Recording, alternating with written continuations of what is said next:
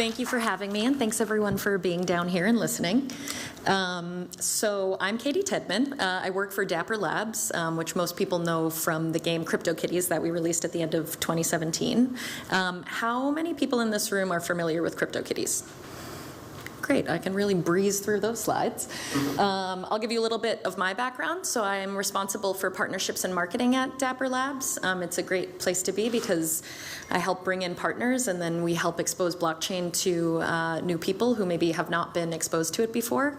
Our company mission is to bring blockchain to mainstream consumers, and so with games like the NBA, which is forthcoming, we hope to do that. I was going to start here, but if you all know CryptoKitties, you already know what blockchain means to you. Sometimes when we speak, we will speak to a room full of people who don't understand blockchain, and this is typically what they think about when they think about blockchain. The kind of second biggest group thinks about this, but as you know, we think about this. And what a butterfly kitty has anything to do with the NBA is what I hope to get to today. So just the kitties, I think everyone in this room knows this, but CryptoKitties is a game. It's blockchain based. You buy and breed kitties. Sometimes you make really spectacular kitties. I think all of the kitties are spectacular, but there's all sorts of kind of different things in there for people to play with. Lots of our players have told us that it was how they came to blockchain and that it really helped them understand how blockchain could have a practical application. We've had parents say that they taught their kids about blockchain with it. We've had people make friends over the internet who now are friends in real life and also work for us. So CryptoKitties has been kind of a communicator of blockchain for the duration. And it mattered because of the numbers that we achieved. Having such a high market transaction volume is important to us because that isn't all money to us. That's a lot of user-generated value, and that's one of kind of the key tenets of blockchain that we think is most important. And then over 1.7 million kitties created is pretty spectacular. So what do the kitties have to do with the NBA? Some of the things that we learned when we launched CryptoKitties were, first of all, that sometimes a skunkworks project turns into something that melts the platform you build on, which is not ideal. But we also learned that something that made the kitties interesting to people was that there is both intrinsic and extrinsic value to them. So intrinsic value to me, that I just love the kitty art. I think it's great looking. I myself am a collector archetype, so I don't breed. I just wait for somebody else to breed and then I buy it off of them. But the breeding component and the game component to it and the mystery of it created an extrinsic value proposition to users, which became something that is really core to our identity, not just on CryptoKitties, but on all of the games that we're creating. And so for everything that we do moving forward, we're looking to apply that basic learning and then a handful of other basic learnings. So we want to build games that are going to use the best parts of blockchain technology.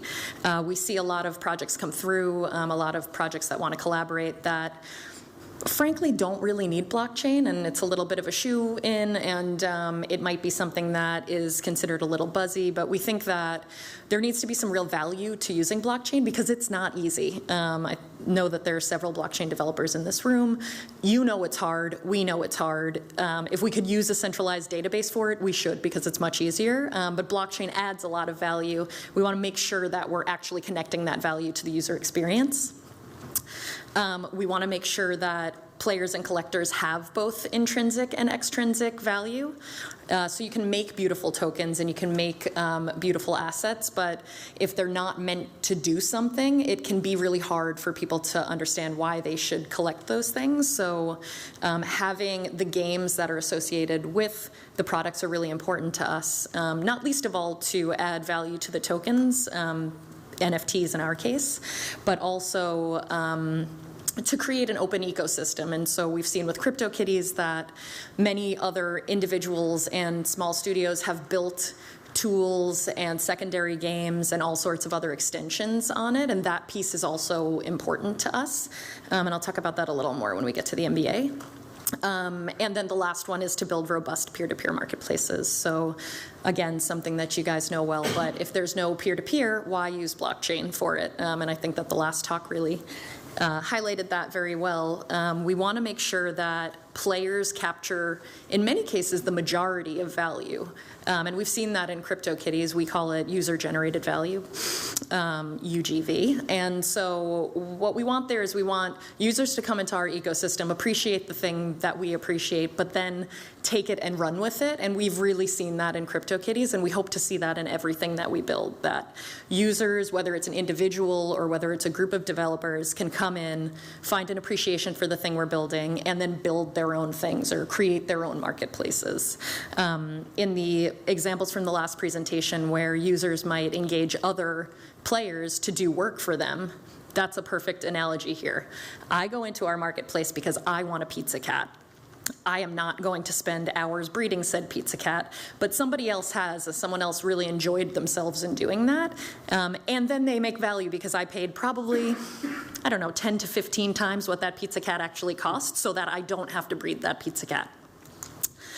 And so that brings us to NBA Top Shot, which is the game that we're building in conjunction with the National Basketball Association. Do we have any basketball fans in the room? Oh, excellent, a couple. So I'm a basketball fan as well. I have a diverse group of interests, kitties, basketball, lots of things in between. But the NBA is a great partner because they're very tech forward. They're very interested in utilizing new technologies and engaging their fans. They don't kind of look at new technology as a way to kind of just pump dollars out of their users. They look at it as, how do we deepen a relationship with users? If you could drive a revenue stream, all the better. But really that brand to consumer engagement is the thing that's important to them, and that's important to us too, so our values align very well.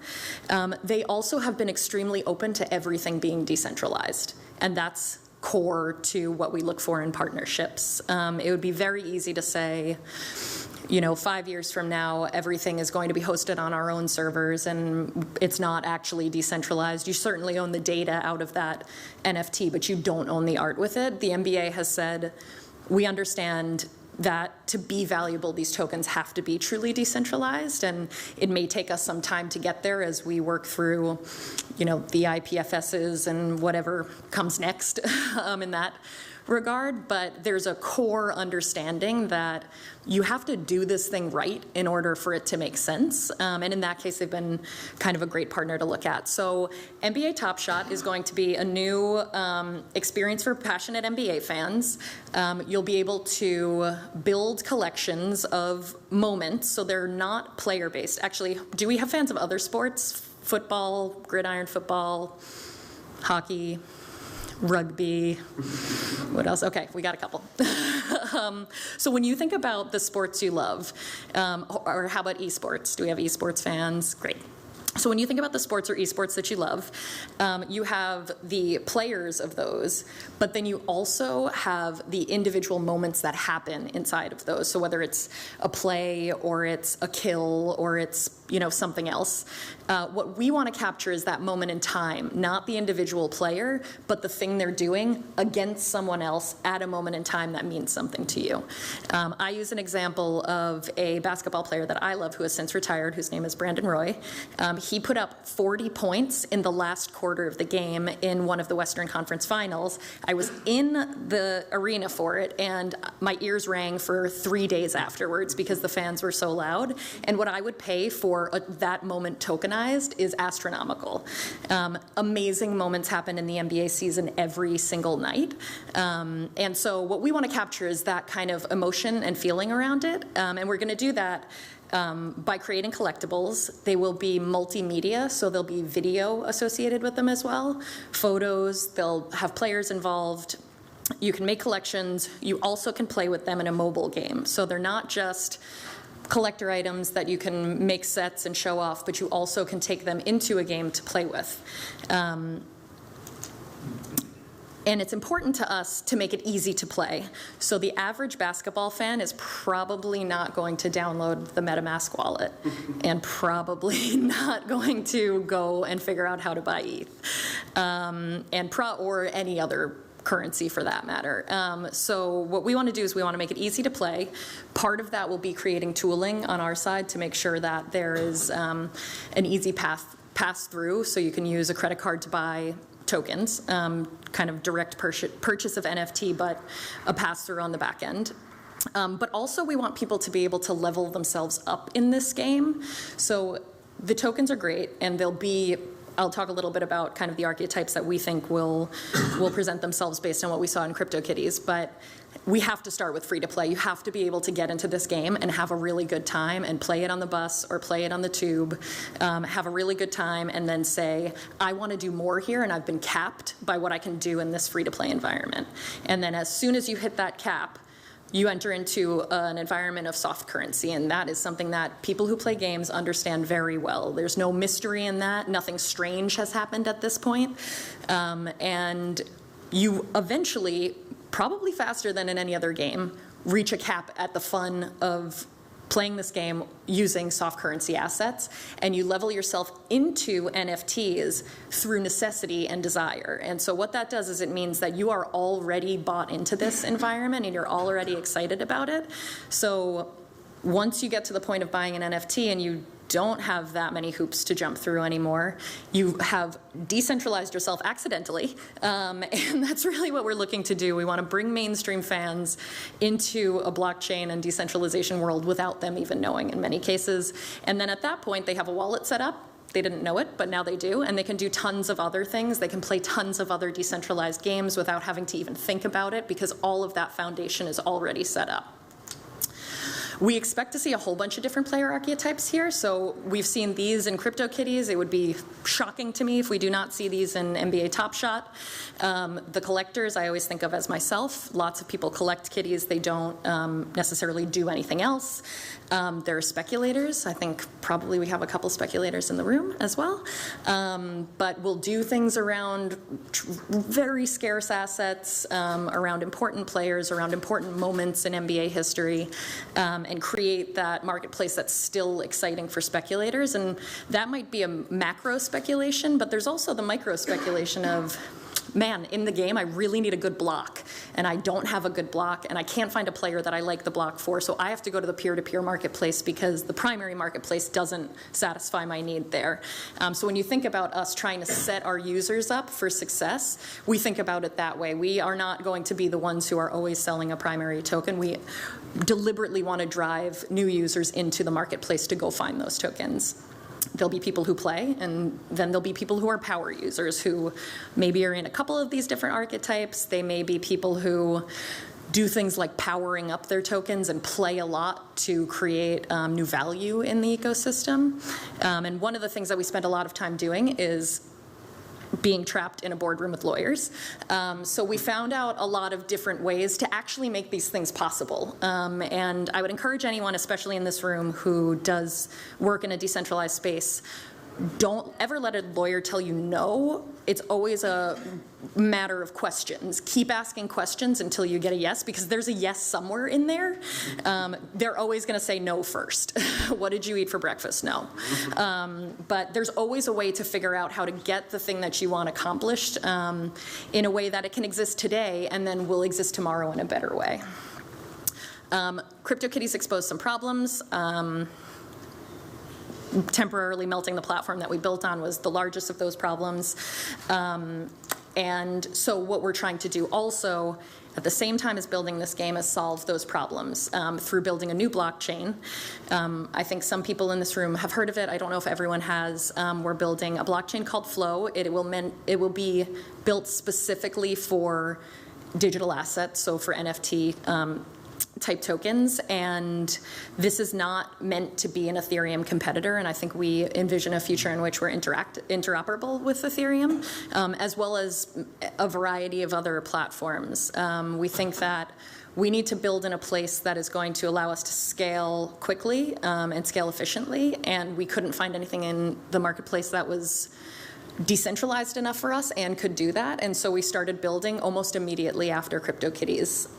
And so we've been working on this for a very long time. We've been taking feedback from a lot of community members, and what we have put together is fast. It will have applications on day one, and the idea for us is to make crypto as easy as mobile. And we're at a conference that is for mobile, right? There are all of these people who are currently working in that space, and at some point in the next, I hope 2 or 3 years, but possibly 5 or 10 years, we will be the people who led the way into that space, and we think that we have to have a scalable foundation in order to do that. So this stuff maybe is more interesting to you than anything else. We'll have 4 node types. The idea is that when you do work, you're rewarded for that work. Instead of kind of the first person who does it gets it, there'll be a lot more collaboration. There's a lot more, the separation of activities is what makes us faster, and it also creates new opportunities for micro participation in the network that don't necessarily exist in other networks today. So my call to action is that we're looking for people who are interested in learning more about this. We're launching the sandbox imminently.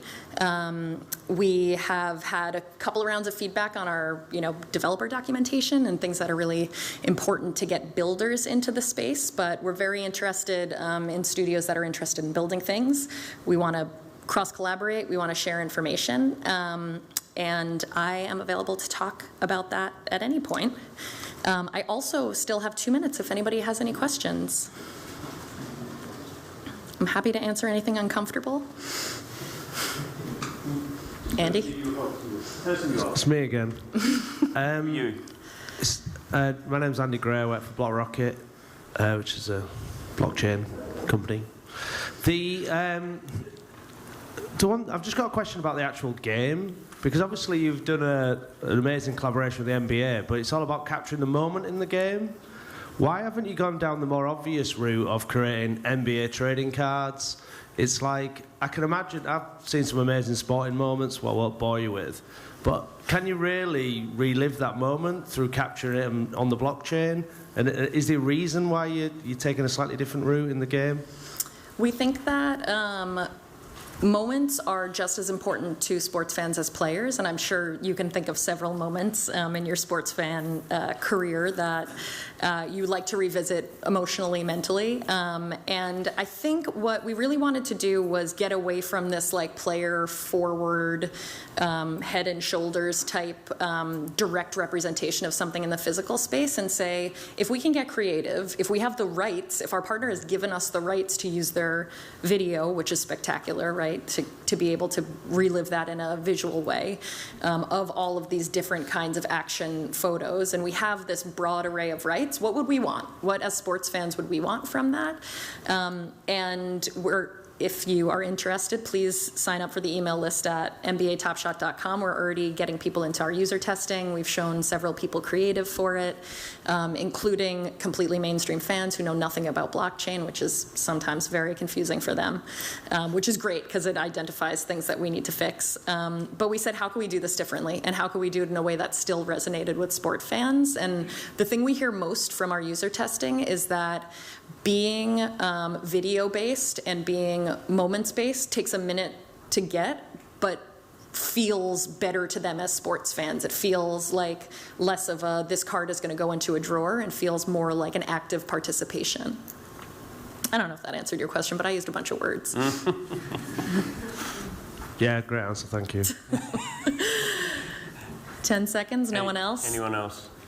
I'm also happy to chat later. My email, you can find me in any number of places. There's not an official date yet for... There is not, but our intention is to get something out for this season, so... Which ends in June, but is ongoing. We're just at the halfway point of the NBA season. Yeah, lovely. Thank you very much. Thanks, guys.